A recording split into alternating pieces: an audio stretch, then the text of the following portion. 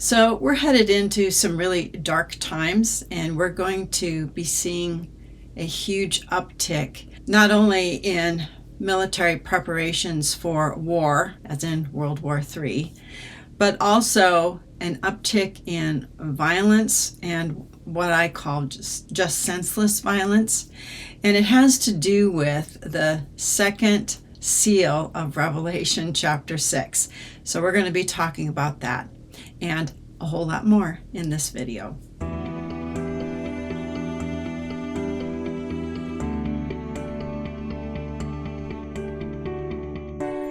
There are many people who teach that there are 21 judgments in the book of Revelation, 7 seals, 7 trumpets, and 7 bowls. I want to focus in on the 7 seals today because the seals of Revelation are not the judgments of God. They are not the wrath of God. People will say, well, there's these really terrible things that happen, and that must be the wrath of God being poured out on the world. Well, actually, that's not what's happening. The energy that goes into peace being taken from the earth, believers are actually going to be in heaven before the seals are opened, before the Lamb takes the scroll, before the Spirit is sent out into all the earth. Believers who are represented by the 24 elders in Revelation chapter 4 and 5, they're already in heaven, and they're getting ready to pray for their brothers and sisters on the earth. And it's on the day that we are raptured that we begin to minister as priests. That's the 8th day after our ordination, that period of time that it takes for us to be ordained. On the 8th day, we go into the heavenly temple and we begin our ministry, which is intercession. And this is in Revelation chapter 5. They have a song, and it's a new song. It's exclusive to them, and that's something that we've noticed about all 3 groups of raptured believers, raptured sons who go into the heavenly temple, as they all have their own song. And when he had taken the scroll, the 4 living creatures and the 24 elders fell down before the Lamb, each holding a harp, and with golden bowls full of incense, which are the prayers of the saints.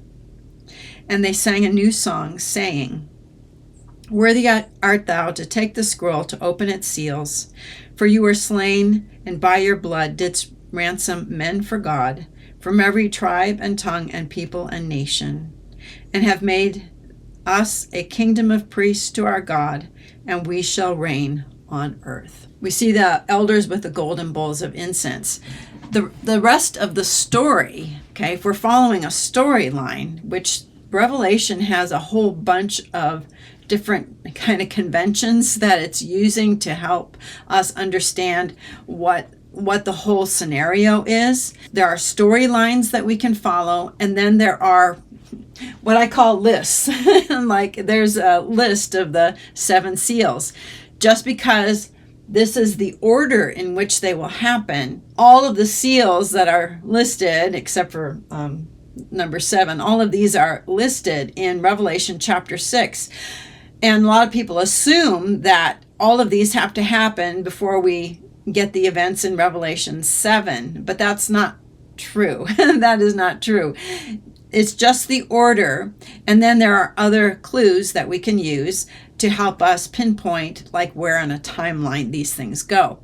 There are all kinds of clues in the book of Revelation and in other places that tell us, and one of the most obvious but ignored, and it's really amazing to me how people can't see this, but the 6th seal of Revelation that talks about the sun going dark and the moon to blood, and the stars of the sky falling to the earth, and the sky rolling back like a scroll, and then the appearance of the Lamb.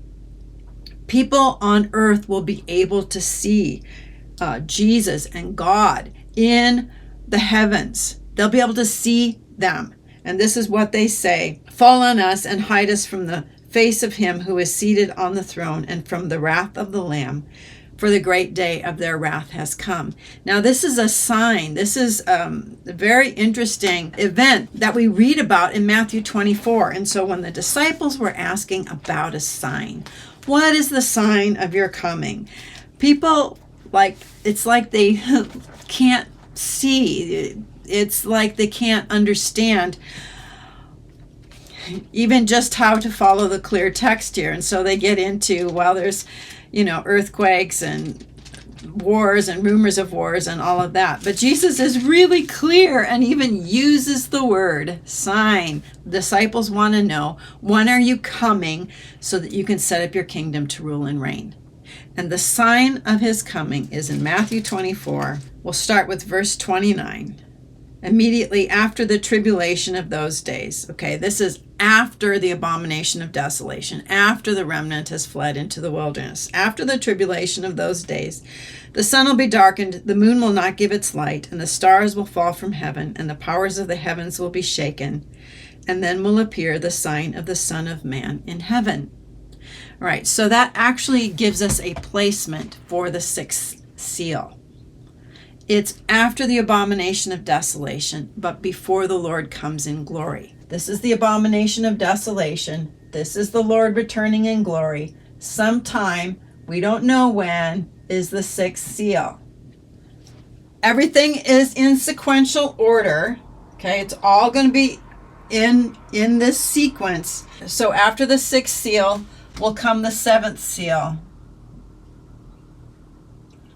And the seventh seal is silence in heaven. And silence precedes judgment. Silence precedes judgment. So let's go back to these first four seals here. Christ is going to open the scroll. And I think that all four of these are going to be opened one right after another. Because once peace is removed, you automatically get artificial famine and death. Once peace is removed, you automatically get people dying in a variety of ways. And this one here is the one that I'm really looking at right now. Who is behind all of this? Who is behind all of this? And I'd like to ask the question too, who is behind the death of the martyrs? It's certainly not God. It's not the wrath of God coming down on his own people. And the sixth sign, this is just the sign of Jesus appearing in heaven. There is no wrath, but we know that the great day of their wrath has come. This is when the wrath begins. The great day of their wrath has come. Okay, and we know this is the seven bowls.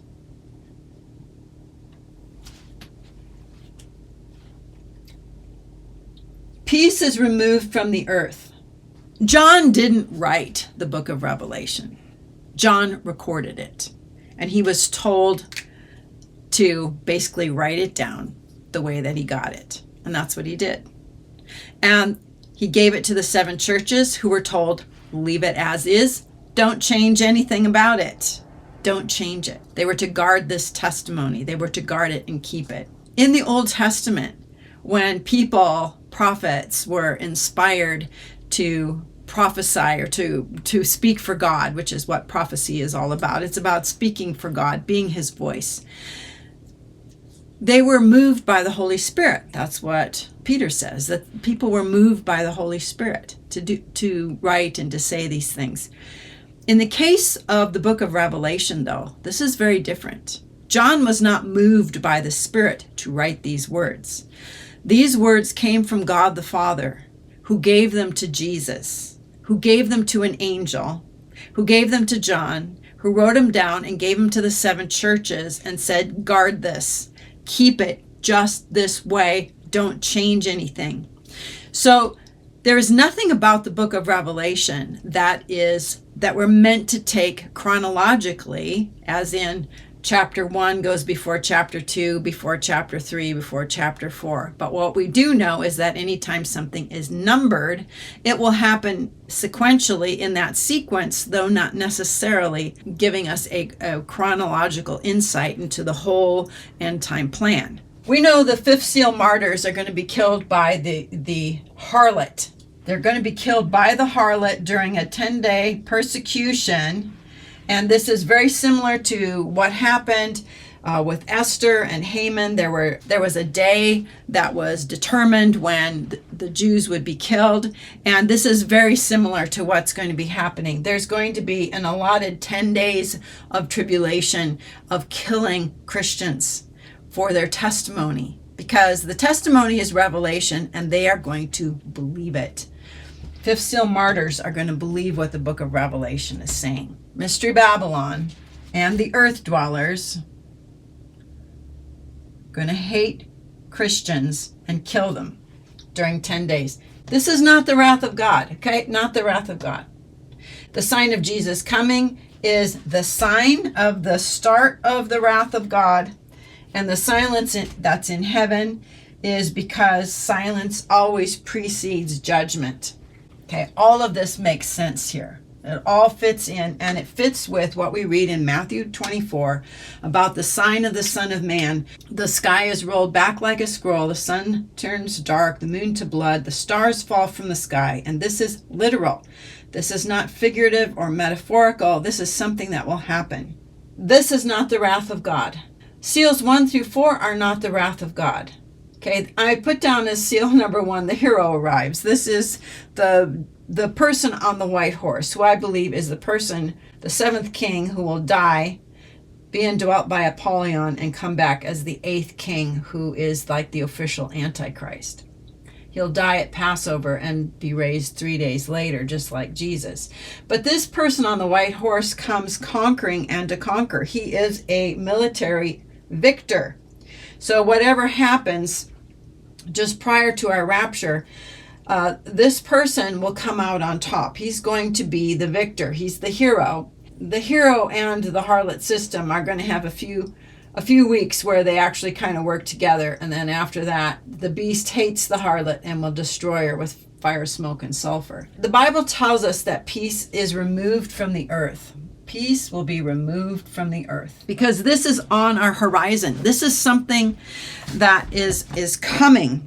And it's part of what this present world system with Satan behind it, Satan and this harlot Babylonian system that we've been under since Babel. Okay, it's a system of control that Satan uses to bring about his agenda. He has an agenda, and he's been working his agenda since the Garden of Eden. Okay, he's had to tweak it because God has come in with some surprises, including one surprise called the church. And this was a big surprise. He did not expect us to come. But he has an agenda. He knows what time it is. He understands the days we're living in. The Bible tells us in Revelation 12 that the dragon stands before the woman who is about to give birth so that he might devour the male child. He fully understands when these events are going to take place. And he knows once Israel goes into this massive war where it looks like she is going to die, Satan knows that that is the time that we are about to be raptured. That's why he brings a third of his angels to the earth. He needs backup help here because we're going to be a very big threat to him once we are changed from mortal to immortal. People have asked me, well, what do we do during this time while we're walking here the earth until the 8th day? Well, that's when we're going to transfer the ministry to the 144,000 of Israel, just like Jesus transferred it to the apostles, just like Elijah transferred it to Elisha. There is a time where we walk together as we're transferring this ministry over to them. Satan has a plan. He's working his plan. And he has a better sense of history and of chronology and exactly where we're at in terms of the real times. And he understands scripture. The part he doesn't understand is how victory is achieved through death. He doesn't understand how victory is achieved through death. Jesus was that lamb who looked like he'd been slain, but he comes back like a lion. Satan does not know. He has no idea that once he kills these martyrs, that he's spelled his doom, because now they are in heaven and they have the ability, they will have the job of replacing fallen angels. For those of you who are new to my channel, the big gaping hole, the place where most people who teach eschatology lose the plot, is that they don't understand that Jesus is conquering realms. The first realm he conquered was death. He took the keys to death and Hades. Death and Hades are still in existence because people are still dying, but eventually the last enemy to be destroyed is death. And both death and Hades, that is the place of the dead, are going to be cast into the lake of fire. But as it is, Christ controls that place. That's what he tells us in Revelation chapter 1. He has the keys to death and Hades. And that's why death will be a little weird during the end times, because Jesus is going to allow, like the beast, to die and come back again. There's going to be people who are stung by those angels who come out of the bottomless pit, who are trying to abduct or take over a human body. They're not going to be able to. People are not going to be able to die. That's the way they acquire a body. So the beast dies, and that's how Apollyon can get the body. And you have to have a human body. You have to be human in order to have dominion over the earth, because this is the hierarchical structure established at the beginning. Satan keeps trying to work around this. He understands this rule that you have to have a man who is the one who is having dominion. That's why the beast is a man, and he has the number of a man. It's the only way you can have dominion over the earth. And Satan thinks that his son, his fake son, the Antichrist, God won't be able to do anything about that. All right, so where was I going with all of this? Oh, yes, the part that people are missing is that over the course of the end times, every single fallen angel is going to be on the earth. Right now, they're in all kinds of places. A lot of fallen angels hold positions of stewardship in the heavenly realm. They haven't been booted yet because their replacements are us, and we're not ready to go there yet. But once believers start being brought into the throne room, different groups of fallen angels who blew it when it came to their stewardship are going to be brought to the earth. And finally, during the 10 days of tribulation for this group here, the harlot, when she's murdering Christians, the war in heaven will also take place. And that's when there'll be this huge transition between the martyrs, fifth seal martyrs, going up into heaven, Satan and all his angels being cast to the earth, and they'll never be able to go back again. So all the fallen entities are on the earth. And the reason for this particular time in history, two things are going to happen. One, Jesus is going to get the heavenly realm. Okay, once Satan and all of those angels are cast out, the Bible tells us that the salvation and power and the kingdom of our God and the authority of his Christ have come, for the accuser of our brethren has been thrown down, who accuses them before our God day and night. And they have conquered him by the blood of the Lamb and by the word of their testimony, for they loved not their lives even unto death. He's talking about the fifth seal martyrs. And that Jesus has obtained the victory over the heavenly realm. He's cleaned it out of all the foul, evil, horrible spiritual entities, and now these entities have been replaced by martyrs who love not their life even unto death, 24 elders who are raptured, and actually the 144,000 will already be in heaven by that time too. So this is the realm that is being cleaned out. Jesus controls the place of the dead. Jesus will control and totally clean out the heavens, and there is one more realm that's left, and that's the earth. And before Jesus begins his millennial reign, he's going to rid the earth of all the foul demons, fallen angels, watchers who've come out of the pit, all the earth dwellers, that is, those non-human hybrids. All of them, with the exception of Satan, are going to be cast into the lake of fire. And remember, that place was prepared for the devil and his angels. So Jesus is going to rid the world of fallen entities, fallen angels, hybrids, demons, watcher angels, the beast, the false prophet. Satan alone will be placed into a pit, and it's during the millennium, the time of the millennium, when people are going to see and live under Christ's rule, and we'll be assisting him in that rule until finally at the very end, Satan will be released. There'll be one more opportunity that people will have at the end, now that they've lived under Christ's rule and reign and the perfection of all of that. And Satan will be released, and there will be another man, Gog, because remember, Satan can't do this directly. He'll get another leader, and then it says all the nations will come up against Israel. Israel, the beloved city, they will hold, and then there's a camp of the saints, and my thinking now is that the camp of the saints are those people who side with Israel. Even though it looks like everybody is gathering around them to wipe them out, they hold fast for Jesus. Fire comes down from heaven and destroys their enemies. And it's at that time then Satan is cast into the lake of fire along with death and Hades. Every realm Jesus now has under control. So the judgment of people who don't know Jesus is going to be at the great white throne judgment. Okay, the time of the end is not about God judging people. It's about judging his enemies, and especially the fallen ones, the fallen angels, the hybrids, the Nephilim, the demonic spirits, and so on. It's a time of transition between how the world is being operated via the harlot system, which is what we've known up from Babel, basically, until the time the reign of the beast begins. God will use the beast and the 10 kings to destroy this present world system, but it's going to take 2 times to actually do that fully. One at the 6th trumpet, where a third of mankind is destroyed, and the other is at the 7th bowl, when God remembers Babylon and destroys her fully and completely.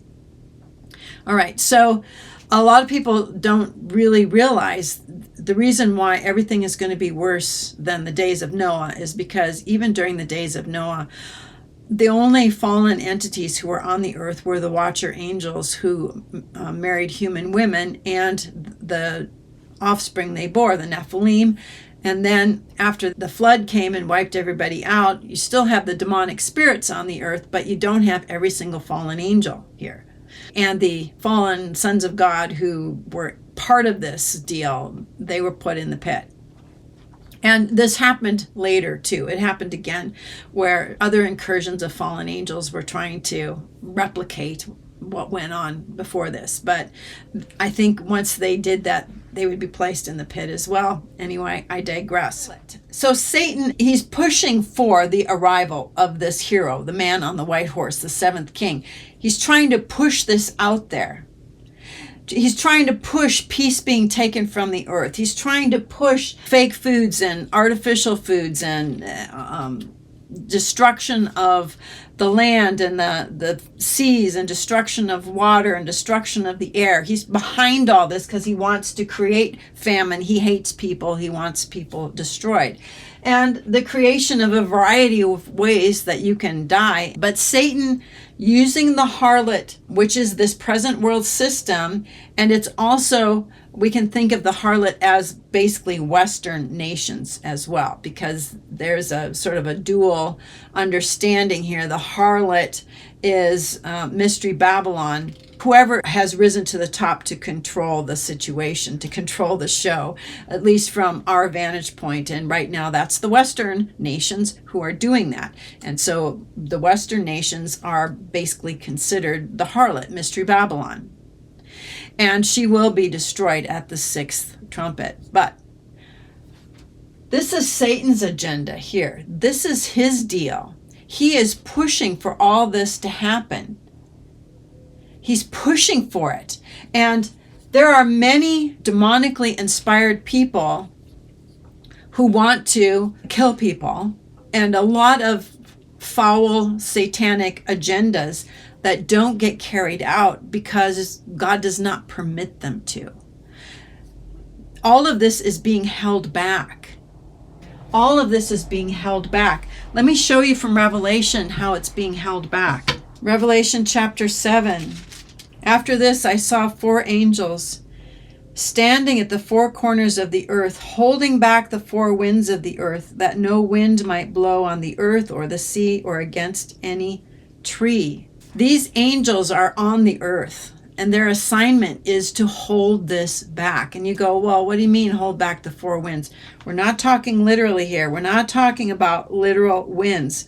In Daniel 7, I saw in my vision by night, and behold, the 4 winds of heaven were stirring up the great sea. And 4 great beasts came up out of the sea.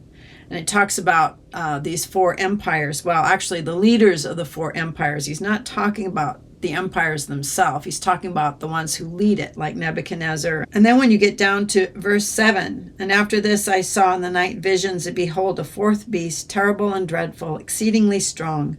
It had great iron teeth, it devoured and broke in pieces, and stamped the residue with its feet. It was different from all the beasts that were before it, and it had 10 horns. The winds of heaven, these winds are blowing to try to get these creatures, these people, individuals, to come up. But what we see again is in Revelation 7, 4 angels holding back the winds. They're holding back the arrival of this hero, the man on the white horse, this terrible and dreadful personage who's going to have 10 horns. Satan is wanting to push his man out there. God's got angels holding it back. So all of this is being pushed by Satan. This is a satanic agenda that is being pushed forward, and God is holding it back. One other clue that we know that Jesus is holding it back is in the words that are used. Where the rider on the white horse has a bow and a crown was given to him. That is, it's passive tense. He receives permission to now do what the agenda is.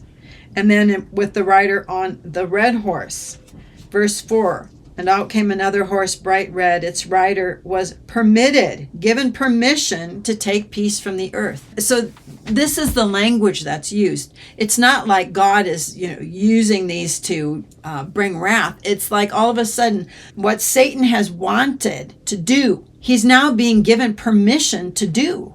So Satan has had restrictions on how much damage he can do, how much peace he can take from the earth at any given time. There's boundaries to all of this. And once we're raptured, these boundaries get removed. And now there's permission granted for him to do all the things that he wanted to do up until this point in time. It's like a free-for-all. It's like that he doesn't have any major restrictions, except for, I think, a fourth of the earth. There is a amount that he has to abide by. There are so many demon-possessed people, so many wicked people on the earth right now that want to do things, but they can't. Satan would love for them to push through and be able to just do the thing they want to do. And occasionally this happens, and actually it happens quite a bit. But the full measure of what Satan wants to do and what he's been permitted to do up until this point in time, well, things are going to go so ballistic once peace is taken from the earth. So people think it's the arrival of the Antichrist that sort of sets everything off. And yes, he's going to come. And the angels are holding all of that back now because Satan would love for that to happen prematurely. But God's in control of all this. Not going to let that happen. And the other thing is the angel who from the rising sun in Revelation 7, who has the seal of the living God, calls to the angels who have power to harm the earth and the sea and the trees, don't do anything. Okay, and that's the first 4 trumpet angels. So in Revelation 7, what we see is Satan using the harlot trying to push through, okay, and get this beast hero on the scene, and the trumpet angels like ready to do their thing. Okay, they're ready because there's a timing factor here, and what we can kind of see is that this is being pushed out. There's a bit of a delay here. Those 4 angels still have to hold back, and those angels in heaven are, like, okay, well, we're not doing anything till the 144,000 are sealed. And that will take place over a period of about 7 days. All right, so the day we're raptured, our 8th day, will be changed here. Then there's 7 days, and on the 8th day, we're brought into heaven. Christ takes the scroll, and seals 1 through 4 are opened. The 5th seal is right here, 10 days of martyrdom, 10 days of tribulation. The sixth seal and seventh seal are just prior to the day of the Lord or the coming of the Lord. The first 5 are what the harlot does. Satan using the harlot. These are both signs from heaven. This is the silence in heaven actually is equated with Revelation 15:1, where we see the angels coming out of the temple with the bowls of wrath. This will be the first time, I think, in all of history since the angels were created that there is no sound in heaven at all. Silence before judgment. Right. The seals are not the wrath of God. This is Satan trying to push his agenda forward. And once we are in heaven, Jesus takes the scroll and opens the seals, the first 4, then everything that the powers that be have been wanting to do, especially with regard to depopulation, they're going to be able to do. There is no more restraint. So demon-possessed people will do weird things. They'll kill people. They'll think of things that are, the wicked lie on their bed at night, dreaming up new ways of doing wicked things. I'm paraphrasing some proverb or something. But there is this demonically inspired period of time where we're going to be shocked. People will be shocked by what is happening. And all of this is in my book, Convergence, soon to be available in Polish, and it's newly available in German and Russian. And also we have a Spanish translation that's in the works as well. It's all in my book, Convergence. Okay, the timelines, everything. It's all in my book. Once the sign of the dragon happens, the sign of the dragon, that's what we're watching for. We're watching for that, and I think it's going to happen. Once that happens, we'll be changed. On the 8th day, we'll go into heaven, seals 1 through 4, and really all hell will break loose on earth. And remember, when we're changed, 1/3 of Satan's angels will be cast to the earth, his fallen angels. This is not something that happened in the past. This is all part of the end time story. They will be on the earth. They haven't been here before. This wasn't anything that they were supposed to do. Their stewardship was in heavenly places, and now they're here on earth because Satan's going to need backup because he wants to devour us right here. But we'll be caught up to God and to his throne, and then basically all hell will break loose on earth. The restraint is going to be removed. They'll be given permission.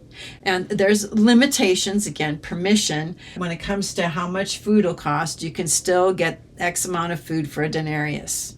And the oil and wine aren't harmed. So that there's a limit that's put on it. It's still going to be really bad. It's going to affect 1/4 of the earth. This is not the wrath of God. This is the satanic agenda that's at play right now through the entity known as the harlot, Mystery Babylon. Permission will be granted for these things to happen. Right now, they're being held back. God has not allowed them to come forward. And then when the reign of the beast begins, all bets are off. God does not put any limitations on what the beast can do. And that starts right here, the abomination of desolation. It's 42 months. No limits on what Satan and the beast, the false prophet, those that are in the image of the beast, no limit to what they can do. They can do whatever they want. And it'll be the worst time in human history. And if Jesus didn't cut those days short, there wouldn't be any people left. Third rapture is also right here. Second rapture right there. Third rapture is right around the time of the 6th seal, and it's on a day and hour we don't know. The second rapture is that of the 144,000, and they will be in heaven prior to Satan being cast out And then once basically all believers are in heaven, many, many, many, many people are dead. And there's not that many actual human people wandering the earth, relatively speaking. Satan will give his power, his throne, and his authority to the beast. He'll glorify him. Satan is a counterfeiter. He counterfeits everything. Everything. Everything. The seals are not the wrath of God. They are tribulation, especially if you're a fifth seal martyr. They are tribulation. That is, people are put under pressure. But if you're equating tribulation with the wrath of God, the seals are not the wrath of God. Very clear. The sixth seal ushers in the wrath of God, saying the great day of their wrath has come. It's about ready to show up. And then we know silence precedes judgment. And then we have the bowls of wrath being poured out on the beast and the beast kingdom, those who have sided with the beast. Okay, the people who've said, hey, we want to follow him. That's the wrath is focused on those entities, not on just people in general.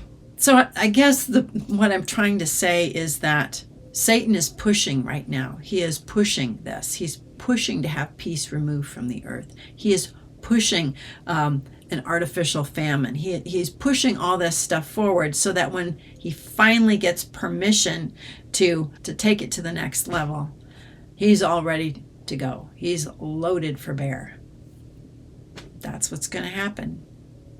You can get a copy of my timeline. The link is in the description box below. Got a big timeline. Got a shorter one, 2-page one. It's in a variety of languages. My book is in Convergence is in English, of course, Portuguese, French, German, Russian. I am right now uploading the Polish version to Amazon, and we have a Spanish one in production. So all of these are available on Amazon except for the Russian one, which you can get as a PDF, and the link to that is in the description box below. You can get a thumb drive that has my videos. It has the audio to my book, Convergence. There's all kinds of show notes, resources, all kinds of things. So you may want to get one of those thumb drives. From where I'm sitting, it's looking more and more likely that we're about to approach the end game. And when the Feast of Trumpets arrives this year, that's when I think we'll be able to know really one way or the other if this is our year. And we're not going to be raptured at the Feast of Trumpets. That's not going to happen. Doesn't follow the plan, doesn't follow the symbolism of the Feast of Trumpets, doesn't follow the book of Revelation. It's just tradition and people who've had dreams and say that the Lord has come to see them. I don't have anything to say about that. I don't know. But what I know is what's in the Word of God, and that's what I know. And we'll see how this will all play out. I hope you'll get a hold of those resources, and we'll see you on another video. Till then, have a blessed day.